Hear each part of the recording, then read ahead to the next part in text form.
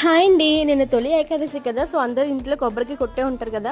మన ఇంట్లో ఎప్పుడైనా కొబ్బరికాయ ఉంటే పచ్చడి గానీ లేదంటే కొబ్బరి ఉండలు గానీ చేసుకుంటాం. బట్ రొటీన్ గా అలా కాకుండా ఈసారి ఇలా డిఫరెంట్ గా ట్రై చేయండి. ఫస్ట్ కొబ్బరికాయ వెనకాతల షెల్ లేకుండా కట్ చేసుకోవాలి. కట్ చేసిన పీసులన్నీ మిక్సీకి పెట్టేసుకోవాలి. కొంచెం మిల్క్ యాడ్ చేసుకుని మళ్ళీ మిక్సీ పెట్టేసుకోండి. ఇప్పుడు ఒక ప్యాన్ లో గ్రైండ్ చేసుకున్న కోకోనట్ స్వీట్నెస్ తగ్గట్టు షుగర్ వేసుకుని మెల్ట్ అయినంత వరకు కలుపుకోవాలి. ఇప్పుడు మంచి ఫ్లేవర్ కోసం ఒక యాలకాయ దంచుకుని వేసుకోండి. ఒక స్పూన్ వరకు నెయ్యి వేసుకొని కలుపుకోవాలి. బాగా కొంచెం దగ్గరికి అయ్యాక ఒక కప్ వరకు మిల్క్ పౌడర్ యాడ్ చేసుకోండి. మీడియం ఫ్లేమ్ లో మిల్క్ పౌడర్ బాగా దగ్గరికైనంత వరకు కలుపుకోవాలి. మీ దగ్గర పాలకో ఉంటే ఒక కప్ వరకు వేసుకోండి, లేదంటే స్కిప్ చేసేయచ్చు. కంప్లీట్ గా ప్యాన్ నుంచి వేరే అయిపోయినంత వరకు ఉంచుకొని తీసుకోవాలి. ఇక్కడ నేను చూపించినట్టు చేతిలో కొంచెం తీసుకొని ఉండలాగా అయితే మనం తీసుకోవచ్చు. ఇప్పుడు గిన్నెలో కొంచెం గీ అప్లై చేసుకోండి. అంతే ఈ కోకోనట్ కోవా మొత్తం ఇందులో ట్రాన్స్ఫర్ చేసుకోండి. మొత్తం అంతా ఈవెన్ గా స్ప్రెడ్ చేసుకోండి. మీ దగ్గర ఉన్న డ్రై ఫ్రూట్స్ కొంచెం గార్నిష్ చేసుకోండి. ఒక 1 అవర్ ఫ్రిడ్జ్ లో పెట్టుకుని తీసుకుంటే మనకి స్వీట్ రెడీ అయిపోతుంది. ఒక్కసారి ఇలా ట్రై చేసి చూడండి, చాలా టేస్టీగా ఉంటుంది. నాకైతే ఒక హాఫ్ కొబ్బరికాయకి ఈ స్వీట్ వచ్చింది. నచ్చితే లైక్ చేయండి, సబ్స్క్రైబ్ చేసుకోండి, ఇన్స్టాలో ఫాలో అవడం ట్రై చేయండి.